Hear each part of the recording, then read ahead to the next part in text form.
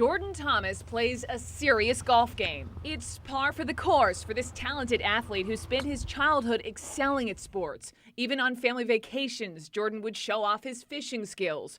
But 4 years ago, in the Florida Keys, the family's annual boating trip went terribly wrong.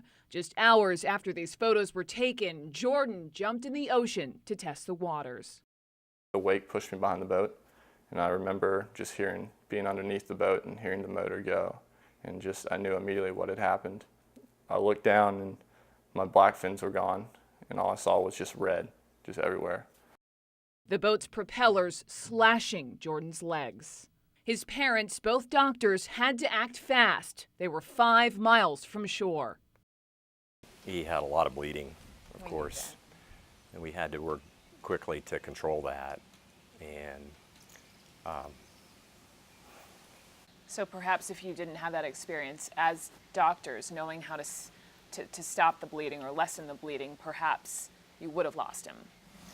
yeah, I think so. In an instant, I was a bilateral below-knee amputee. Jordan spent the next 2 weeks at a Miami hospital undergoing multiple surgeries. But while recovering, he visited a wing where children who'd also lost limbs were being treated. But their families couldn't afford expensive prosthetics. I found out that a lot of insurance companies will put a $5,000 cap on your legs, and like I said, mine are $22,000, so 17 other grand. What do you do? At only age 16, with his family's help, he started the Jordan Thomas Foundation, helping disadvantaged kids get the prosthetics they need. I decided that I wanted to make something positive out of this negative, horrible, horrible event. The foundation has since raised $350,000, which pays for prosthetics for 3 children. One of them, 6-year-old Noah Parton. Doctors had to amputate Noah's right leg when he was just 3 weeks old because of a condition stemming from a heart defect. His parents' primary insurance funded his first prosthetic leg, but it had no knee. Just a standard leg. It doesn't do anything.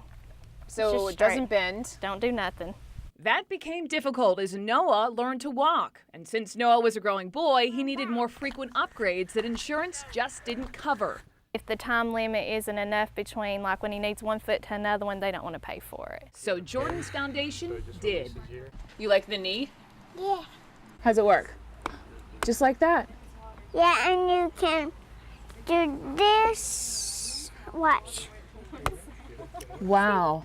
This issue has garnered national attention. In May, New Jersey Congressman Robert Andrews introduced the Prosthetics and Orthotics Parity Bill. What I think they ought to cover is the same percentage of the cost that they would for a knee operation or a heart operation. If you've got a deductible of $500 and they pay the rest, that's what they should do for a prosthetic device. As for Jordan, the only time you'll ever hear him mention the word handicap is on the golf course. These days, through his foundation, he is driving home the message that anything is possible. Helping these kids and seeing that, it just motivates you to you just want to get more money from people, and you want to help more people and just have that insatiable desire to keep helping people. So it's a good thing. Brooke Baldwin, CNN, Chattanooga, Tennessee.